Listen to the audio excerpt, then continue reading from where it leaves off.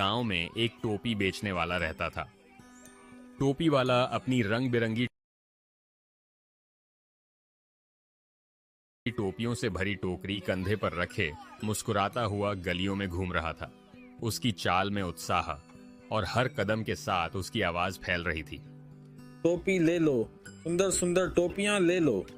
बच्चे, बूढ़े और औरतें उसकी आवाज पर मुस्कुराकर झांकते, लेकिन आज गर्मी कुछ ज्यादा ही थी। एक दिन टोपी वाला टोपियां बेचते बेचते एक जंगल से गुजर रहा था। थकान के मारे वह पसीना पसीना हो गया था। थककर अपने माथे से पसीना पोंछता हुआ वह आगे बढ़ रहा था। उसकी चाल धीमी पड़ गई थी। उसने सोचा कि उसने थोड़ा आराम कर लेना चाहिए। तभी उसे एक बड़ा पेड़ दिखा। एक विशाल नीम के पेड़ की घनी छांव देखकर वह वहीं अपनी टोकरी नीचे रखता है और सुकून से लेट जाता है।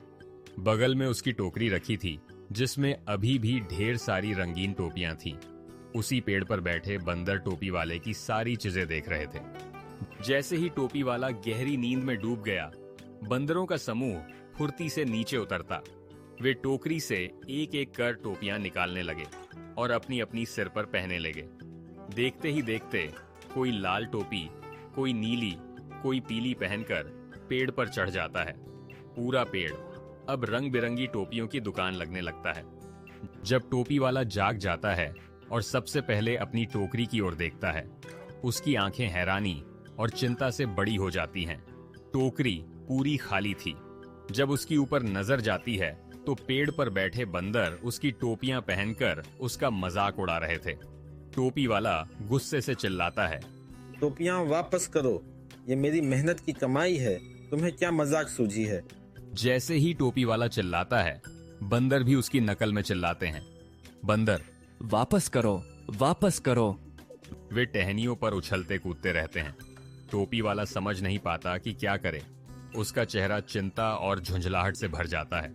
वह वहां पड़े पत्थर उठाता है और बंदरों पर मारता है। बंदर उसे दोहराते हैं और पेड़ के फल तोड़कर उस पर फेंकते हैं। फिर वह गुस्से से सिर पीटता है तो बंदर भी वह दोहराते हैं। अब टोपी वाले को समझ आ गया था कि उसे क्या करता है। बंदर ध्यान से उसकी हर हरकत देखते थे और दोहराते थे। अब टोपी वाला अपनी टोपी निकालता है और जैसे ही वह टोपी जमीन पर फेंकता है, सारे बंदर भी अपनी अपनी टोपियां उतारकर नीचे फेंक देते हैं। टोपियां धड़ाधड़ जमीन पर गिरती हैं और टोपी वाला मुस्कुरा उठता है। टोपी वाला जल्दी जल्दी सारी टोपियां समेटकर टोकरी में डालता है। वह अपने अनुभव से मुस्कुराता है और आगे चल पड़ता है। अब उसे समझ आ गया कि मुश्किलों का हल गुस्से में नहीं, समझदारी से ढूंढना चाहिए।